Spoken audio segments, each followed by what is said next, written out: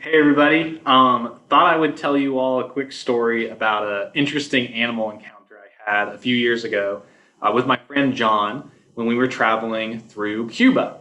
So Cuba was an interesting place to travel to. We went during a brief window when you could actually go to Cuba, and so we went. And most people who go to Cuba, it's kind of a different place, a difficult country to travel in, a different culture, different language.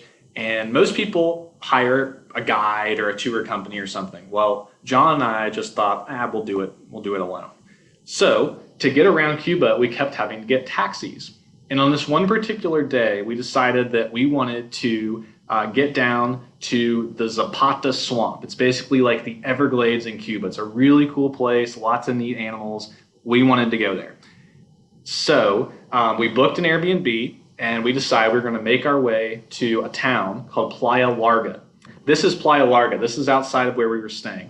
And so John and I had to go to downtown Havana, flag down multiple taxis, and finally convince someone to drive us 6 hours from Cuba to Playa Larga. So we get in one of those antique Cuban cars you often see, and we hit the road.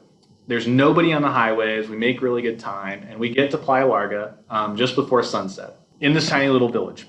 And we put our stuff down, and we come back to the taxi driver who was waiting for us to get checked in, and are like, "If we give you another $20, can you drive us further down the road?" And he's like, "Senor, that's going nowhere. There's nothing down there." And I was like, "No, there's something down there. We're gonna keep going." And so we drive down this road that you see pictured here, and the sun starts going down. And we get to this random place. I've got a little map with me, a hand-drawn map from a journal written in a journal article from the 1960s. And with little points on the map and two little villages, Playa Larga and Playa Huron. And we're driving, it's dark, and John is looking at me like, what are we doing? And finally, we see this dirt road just leading into the forest, no sign, nothing. And I was like, here's good.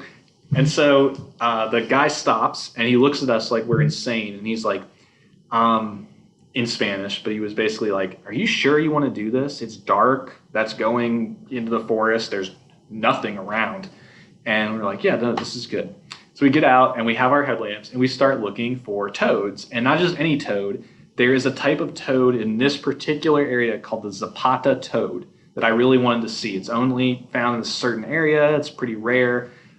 We start going out with our headlamps and walking this dirt road looking for Zapata toads. So we didn't find the Zapata toad. We found the next best thing. This is called the Cuban spotted toad.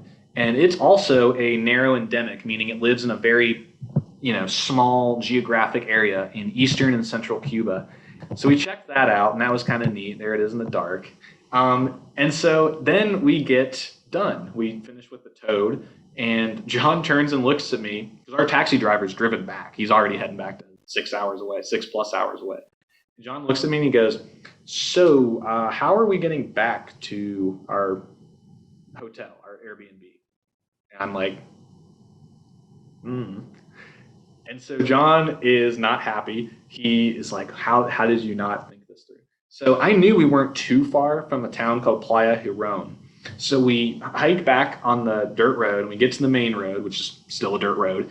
And we start walking in the direction of Playa Huron. After not too long, maybe 2 miles or so, we get to Playa Huron and we start asking around. We're like, how do we get back to Playa Larga, which is, I think, like 25 kilometers up the road or something. And this guy is like, well, the fruit truck comes through at 8:22 p.m. or something like that. Be right here at 8:22. And so we had like 10 minutes to spare. Now, a normal person would have waited for 10 minutes and been right there. We decided to get a guy had one of those pedicabs, one of those bikes with the little car behind it. And we asked him to bicycle us around at the edge of town with our headlamps looking for Zapata toads. And that man thought that we were insane. So we did that for a while. We came back. We hopped on the vegetable truck. We got in the back and sat down with all the people and made our way back to Playa Larga. We made it. All was well, but just thought I would share that ridiculous story from a ridiculous trip. Man, were there a lot of stories from that trip. I hope you guys have adventures of your own like that. I'd love to hear about them. Be sure to tell us in the comments about crazy experiences you might have had. And if you get the chance, check us out, Us Being Wild Wander on YouTube, and be sure to like and subscribe our videos. So until next time, thanks for watching, and I'll see you soon.